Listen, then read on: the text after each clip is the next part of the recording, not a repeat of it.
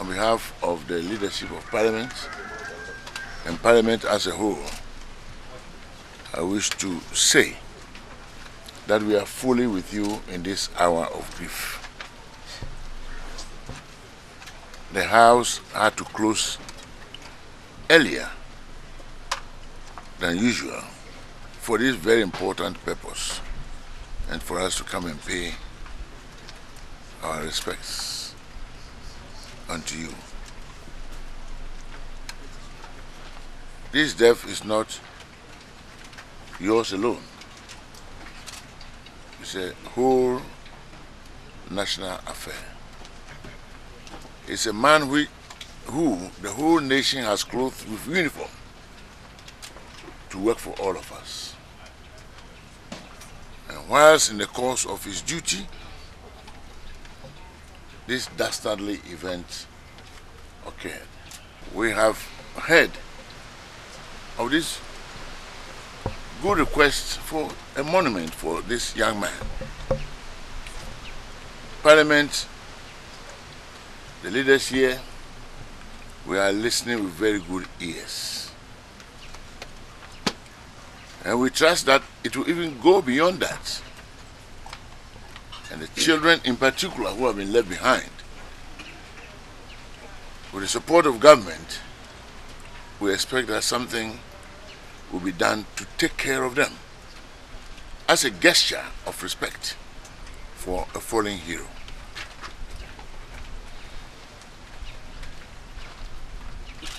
You will want to know that this young man is a grand nephew of our former speaker, whom we respect so much. Madam herself asked her daughter to call me and inform me, and I expressed my personal condolences in view of my good relations with them and the good work we've all done in Parliament. So as for Parliament, we take it that all that Madam has to do, we will also have to do, and beyond. So we are very much with you in your hour of grief. This is a grief of a whole nation. It's very pathetic to see this young woman, just when she is building on a family, for this good family relationship to be cut by some wicked men, and unfortunately women, at a time like this. The nation deserves to be angry, disappointed, sad, and indeed, may it never happen again. May this never happen again. Amen. May he rest in perfect peace. Thank you all. Going forward, as the Speaker has said, indeed yesterday we alluded to it, that this indeed should mark a watershed in the life of all of us Ghanaians. That is why I agree with the family head when he said that it would be most unfortunate if anybody tries to capitalize on this as a political event. But thankfully, the whole nation is up in arms against a few people who want to politicize it. And I think that what best we can do for Maxwell, Captain Maxwell Mahama, is to ensure that this becomes a never again event for us as a country. His wife and children, ideas have come about that the nation should look after them. All of us should address our minds to it. We cannot leave them the situation where they find themselves. We must also pursue justice to the letter of it.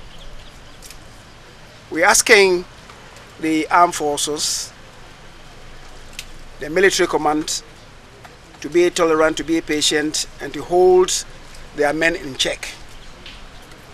That doesn't mean that we should not pursue justice. If this matter should be a watershed event for us as a country, we must pursue justice to its conclusion. Mob justice, in this case mob injustice, cannot be allowed to hold the nation to ransom.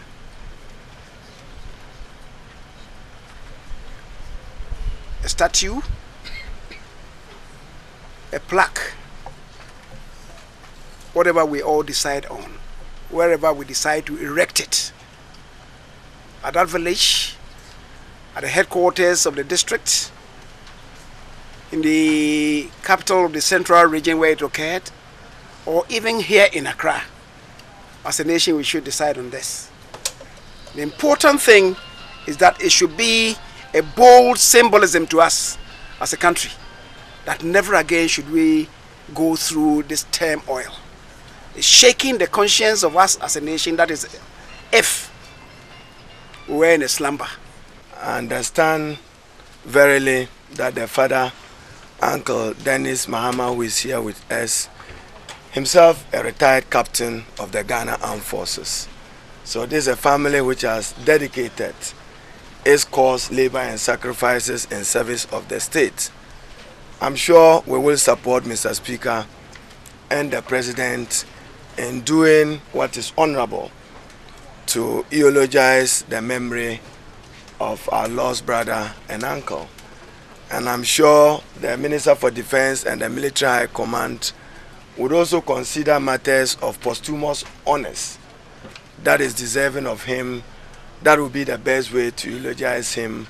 And then also for us to support a national monument, with the state being encouraged to adopt the funeral as a state funeral, and doing same with the family to give him a befitting funeral.